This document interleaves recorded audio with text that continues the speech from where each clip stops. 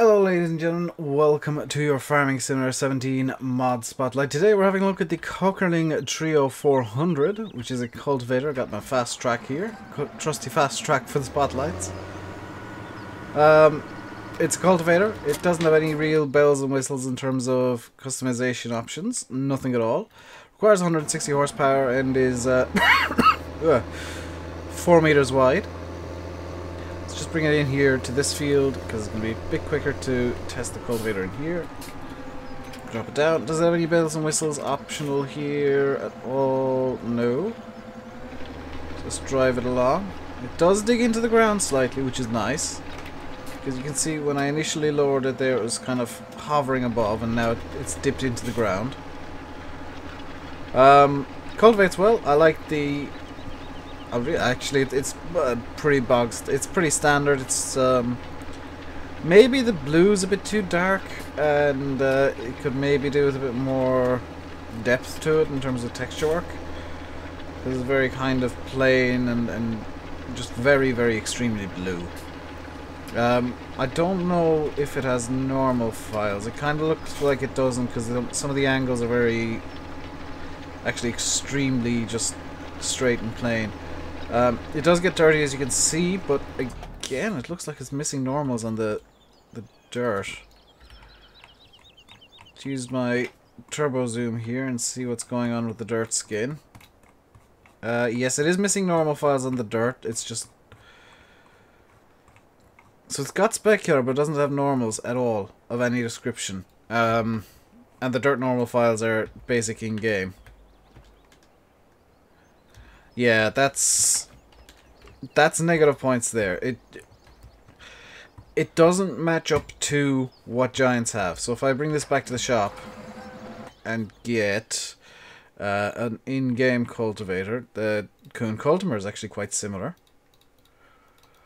So just get that in the shop to compare. We're going to compare and contrast these two because I've had some complaints about why I've ripped on some mods and not others.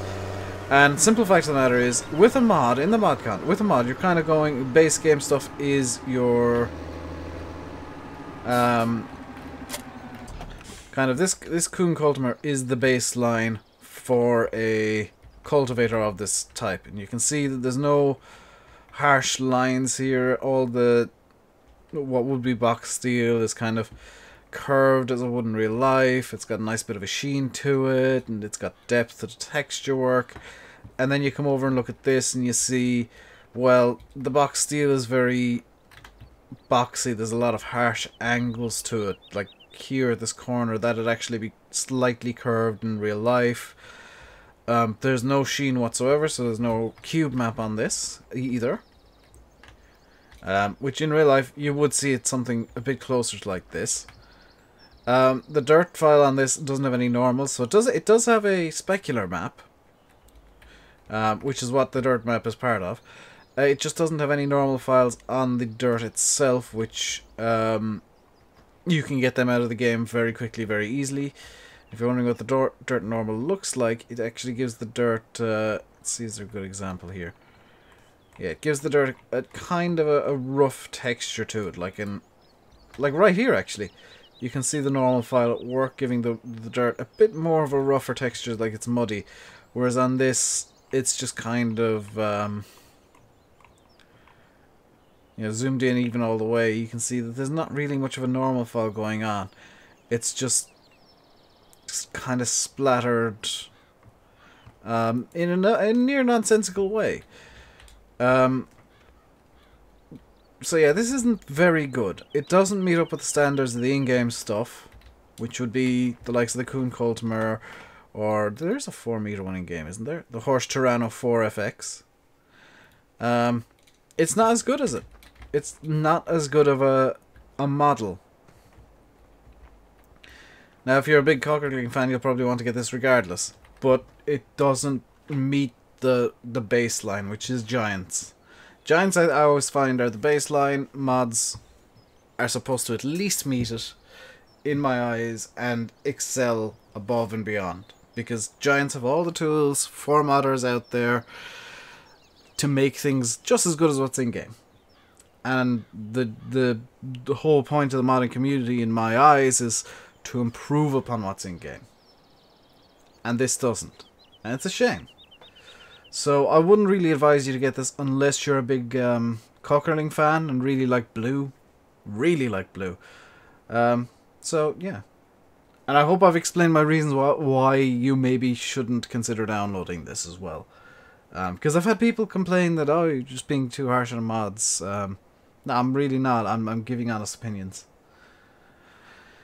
That's going to do it for today, guys. I hope you enjoyed, or at least were educated by this. If you did enjoy or were educated or agree with me, hit the like button. If you disagree, hit the dislike button. I don't really mind. Do feel free to subscribe as well, and if you want more mod spotlights, if you like this kind of style of 10 minutes or less mod spotlights where possible, there is a playlist of all the mods in the mod contest. It's going to be expanded upon over time as well, until it's all the mod contest, minus I think 3 mods that require other mods to show off, and 1 map that I don't want to touch. So yeah, that's going to do it for today. I've been RainbowDave, you've been watching your Farming Simulator 17 Mod Spotlight. Until next time, stay safe, and goodbye.